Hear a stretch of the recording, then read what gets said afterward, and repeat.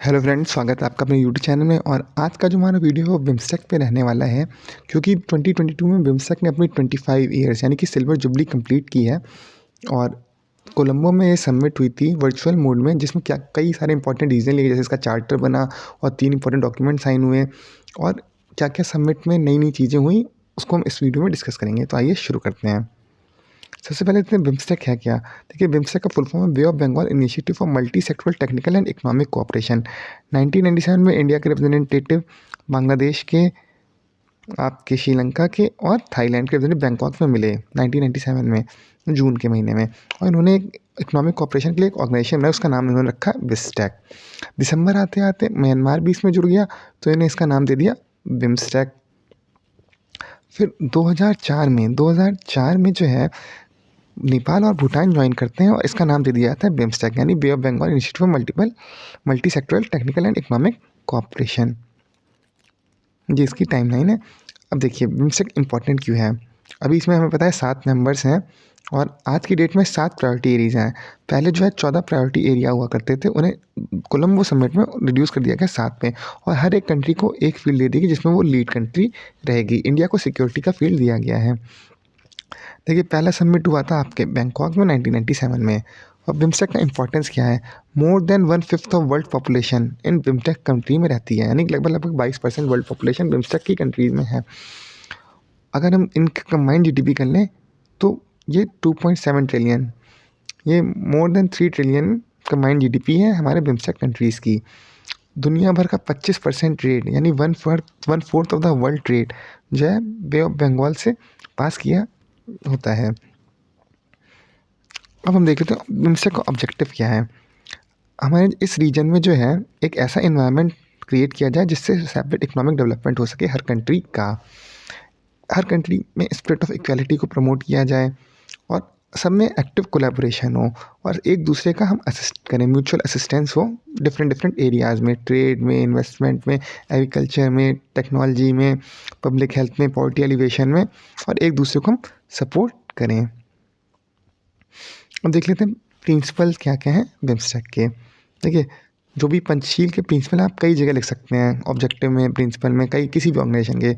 Sovereign equality, हर country equal है sovereignty के मामले में। टेरिटोरियल इंटीग्रिटी सबकी मेंटेन्ड है। सबका पॉलिटिकल इंडिपेंडेंस हो, किसी का भी नॉन इंटरफेरेंस इंटरनल अफेयर में कोई भी कंट्री एक दूसरे के ना करे। पीसफुल को एग्जिस्टेंट हो, सब लोग म्यूचुअल बेनिफिट के साथ एक दूसरे की मदद करते रहें। पिलर्स के पहले देख लेते हैं। बिम्स्टेक के लगभग लगभग 14 प्रायोरिटी सेक्टर हुआ करते थे, जिसमें trade, investment, transport, communication, energy, tourism, technology, fisheries, agriculture, connectivity, technology, public health, poverty alleviation, environment and disaster management, counter terrorism, cultural cooperation. तो 2022 में जो है इनको रिड्यूस करके 7 एरिया कर दिया है, जो कि मोर मैनेजेबल हैं, और हर कंट्री को हर सेक्टर में लीड एक कंट्री बना दी गई। तो इंडिया को रखा है सिक्योरिटी के लीड में, और उसके सब सेक्टर हैं counter terrorism and transnational crime, disaster management और एनर्जी।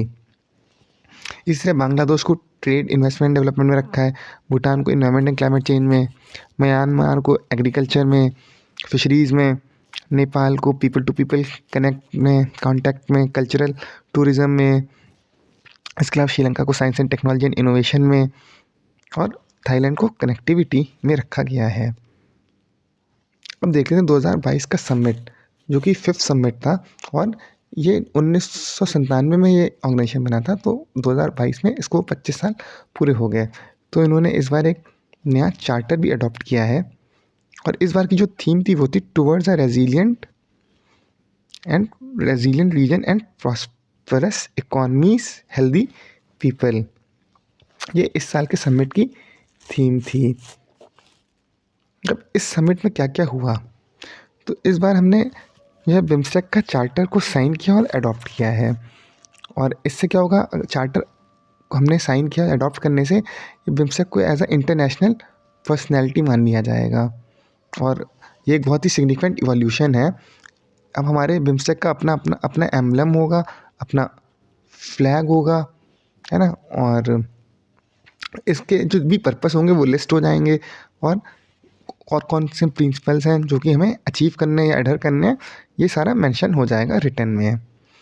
इसके अलावा एक मास्टर प्लान डेवलप किया गया ट्रांसपोर्ट कनेक्टिविटी के लिए, एक ट्रांसपोर्ट मास्टर प्लान है।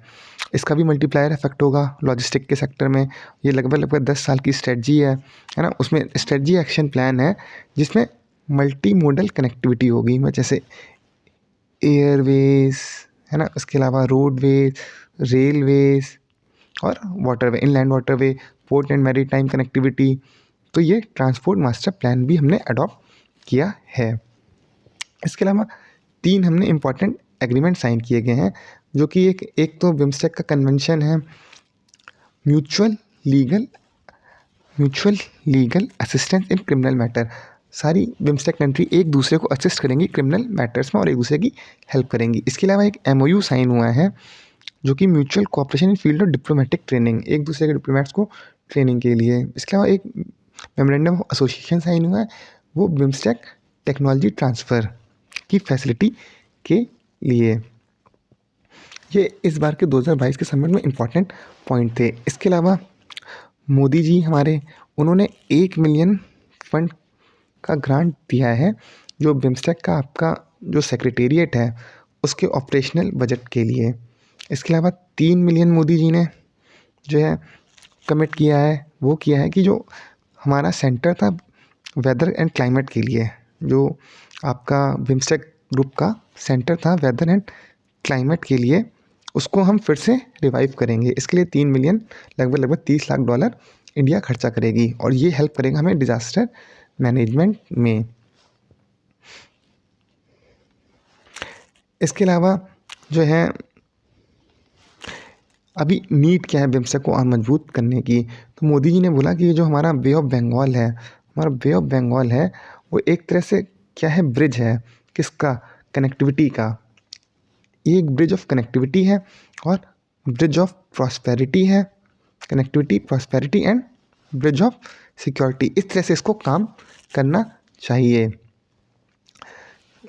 क्योंकि देखिए अगर हम यहाँ पे लीगल एक फ्रेमवर्क डेवलप कर लें, जैसे अभी मल्टी मोडल हम ट्रांसपोर्ट की बात कर रहे हैं, तो इसी तरह शिपिंग, कोस्टल शिपिंग इकोसिस्टम को डेवलप कर लें, तो ये कनेक्टिविटी के लिए हो जाएगा, ब्रिज हो जाएगा ना, ब्रिज ऑफ कनेक्टिविटी।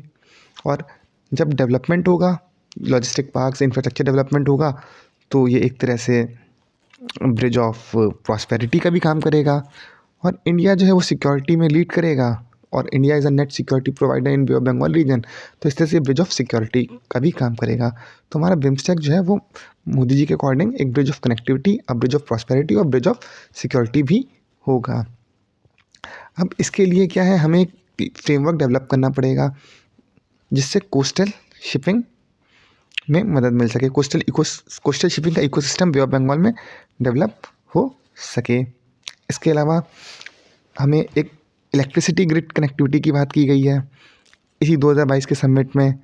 उसके अलावा लीगल असिस्टेंस ट्रीटी भी फाइनलाइज की गई है। इसके अलावा एक सेंटर फॉर टेक्नोलॉजी ट्रांसफ़र, ये भी हम फैसिलिटी डेवलप करेंगे, ये होगा कोलंबो में। बिम्स्टेक का सेक्रेटेरिएट है ढाका में, ये हमें ध्यान रखना है। अब FTA की भी बात हो रही थी, है ना। अगर बिम्स्टेक कंट्री आपस में FTA साइन कर लेते हैं, अभी हाल फिलहाल में इंडिया ने FTA UAE के साथ साइन किया और ECT ऑस्ट्रेलिया के साथ साइन किया, वो भी हम देखेंगे तो बिम्स्टेक के इम्पोर्टेंस में। तो ये सारी चीज़ें 2022 के समिट में बोली गई कि हमें एक FTA की भी ज़रूरत है और हमें जो है आगे बढ़ना है, अपने पेस ऑफ कॉपरेशन को और एक्सेलरेट करना है, कनेक्टिविटी के एरिया में, डिज़ास्टर मैनेजमेंट के एरिया में, मरीन कॉपरेशन के एरिया में। इसके अलावा इकोनॉमिक इंटीग्रेशन हमारा एजेंडा में होना चाहिए, ताकि बिम्स्टेक को हम और मजबूती के साथ आगे पहुंचाएं। अब देखिए बिम्स्टेक इशू क्या क्या फेस करता है। देखिए रोहिंग्या क्राइसिस बांग्लादेश में, जो बांग्लादेश और म्यांमार के बीच में डिस्प्यूटेड है। कूप, म्यांमार में कूप हो चुका, पॉलिटिकल क्राइसिस चल रही है, वहाँ पे काफ़ी ज़्यादा प्रोटेस्ट हुआ, लेकिन इसके बावजूद इंडिया ने म्यांमार का बिम्स्टेक में पार्टिसिपेशन को सपोर्ट किया, जबकि मतलब एक तरह से डिफेंड किया इंडिया ने म्यांमार की पोजीशन को बिम्स्टेक में, कि बिम्स्टेक एक सम्मानित मेंबर है, म्यांमार एक सम्मानित मेंबर है बिम्स्टेक का, और म्यांमार का प्रेजेंस हम सपोर्ट करते हैं। इसके अलावा इकोनॉमिक क्राइसिस और पॉलिटिकल क्राइसिस श्रीलंका में चल रही है, और जो म्यांमार में प्रोटेस्ट हो रहे हैं डेमोक्रेसी को लेकर के, जो वहाँ की जुंटा है लोगों पर अत्याचार कर रही है, तो ये भी एक तरह से काफ़ी बड़ा इशू है इंडिया के लिए। ठीक है, बिम्स्टेक का सिग्निफिकेंस इंडिया के लिए बहुत ज़्यादा है। बिम्स्टेक इंडिया को हेल्प करता है पाकिस्तान को बाईपास करने में। देखिए सार्क ऑलरेडी डिफंक्ट है ना? और 2014 में जब से मोदी जी आए हैं, उन्होंने क्या है नेबरहुड फर्स्ट को प्रायोरिटी दी है। इसमें पाकिस्तान भी था, लेकिन पाकिस्तान के कुछ आतंकवादी घटनाओं के कारण या उनकी जो पॉलिसी है to cut India to 100 to give India 100 cuts वाली, तो उस वजह से पाकिस्तान को हमने नेबरहुड फर्स्ट पॉलिसी में कंसिडर अब करना बंद कर दिया है। इसीलिए हम जो है बिम्स्टेक पे फोकस कर रहे हैं। और हमारा जो एक्ट ईस्ट है या कह लें जो है लुक ईस्ट पॉलिसी, उसका भी एक इम्पॉर्टेंट पार्ट है बिम्स्टेक। क्योंकि बिम्स्टेक क्या है, साउथ एशिया और साउथ ईस्ट एशिया को कनेक्ट करने वाला एक ऑर्गेनाइजेशन है। और अभी हाल ही फ़िलहाल में हमारी जो काफ़ी ज़्यादा, अगर बांग्लादेश से टाइज़ की बात करें तो उसमें बहुत ही ज़्यादा क्वालिटेटिव इंप्रूवमेंट आया है जब से शेख हसीना जी आई हैं।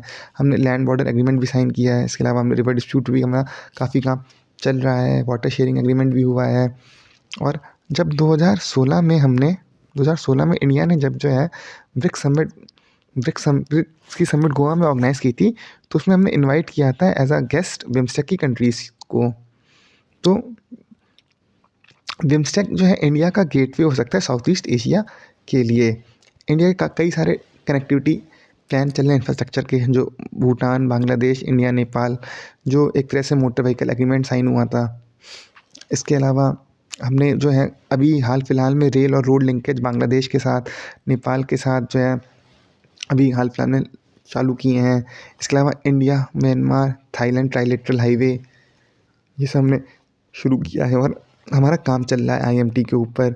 इसके अलावा कई सारे जो हैं टूरिस्ट डेस्टिनेशन है साउथ ईस्ट एशिया में, जहाँ के लिए हम इंडिया से डायरेक्ट फ़्लाइट शुरू हुई हैं अभी हाल फिलहाल में, मतलब इन्हीं 1-2 साल में। इसके अलावा जो सागर इनिशिएटिव है, security and growth for all in the region, तो इन सब में बिम्स्टेक एक इम्पॉर्टेंट पिलर है। अभी हम बिम्स्टेक के एफटीए के लिए मोदी जी ने बोला कि हमें बिम्स्टेक में एफटीए के लिए पुश करना चाहिए, और मोदी जी ने प्रपोज़ किया कि एक एफटीए लॉन्च हो। और ये बहुत ही स्ट्रैटेजिक मूव था, क्योंकि अभी हाल फिलहाल में हमने जो है ऑस्ट्रेलिया के साथ जो है ईसीपीए साइन किया, जो इकोनॉमिक कोऑपरेशन ट्रीटी एग्रीमेंट है। यूएई के साथ हमने एफटीए साइन किया। इसके अलावा हमारी यूके के साथ नेगोशिएशन चल रही है। इसके अलावा यूरोपियन यूनियन के साथ नेगोशिएशन चल रही है। इवन यूएस के साथ भी हमारी नेगोशिएशन चल रही है कि ये एक फ्री ट्रेड एग्रीमेंट हम साइन करें। अब इसका फ़ायदा हमें इंडिया को ये होगा, अगर एफटीए साइन हो जाता है तो जैसे जो हमने आरसीईपी नहीं ज्वाइन किया, तो उसके होने वाले नुकसान को ये मिनिमाइज़ कर देगा। अगर हम ये सारे एफटीए साइन कर लेते हैं या बिम्स्टेक में आपस में ट्रेड के लिए सबको राज़ी कर लेते हैं, फ्री ट्रेड एरिया के लिए।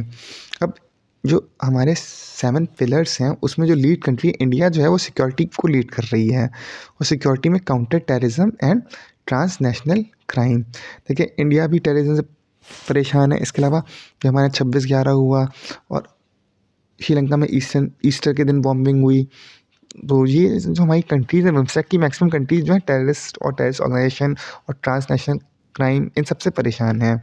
जो ड्रग्स वगैरह हैं, मैरीटाइम पायरेसी है, ह्यूमन ट्रैफिकिंग है, और आपका ह्यूमैनिटेरियन क्राइसिस बहुत बड़ी, देखिए रोहिंग्या क्राइसिस हो गई, या श्रीलंका में भी इकोनॉमिक क्राइसिस हो रही है, या म्यांमार की बात करें तो वहाँ पे डोमेस्टिक जो अपहीवल है, पॉलिटिकल अपहीवल है। तो इन सब को देखते हुए इंडिया को क्या है कि बिम्स्टेक को लीड करने के लिए और अच्छी अपॉर्चुनिटी मिल रही है, ताकि ये सारी इंडिया की नेबरिंग कंट्रीज़ हैं और सब इंडिया की तरफ देखती हैं कि कैसे, मतलब India should lead us from the front. तो जो है, अगर बिम्स्टेक हमारा और आगे के डेवलपमेंट की ओर अग्रसर रहे, तो जो बे ऑफ बंगाल की जो डायनेमिज़्म है, या जो पुराना हमारा ओल्ड एंशिएंट ग्लोरी है, तो उसे हम रिकैप्चर कर सकते हैं। आपको ये वीडियो कैसा लगा? प्लीज़ लाइक करें और शेयर करें और हमें सब्सक्राइब करें और कमेंट करें। Thank you and have a nice day.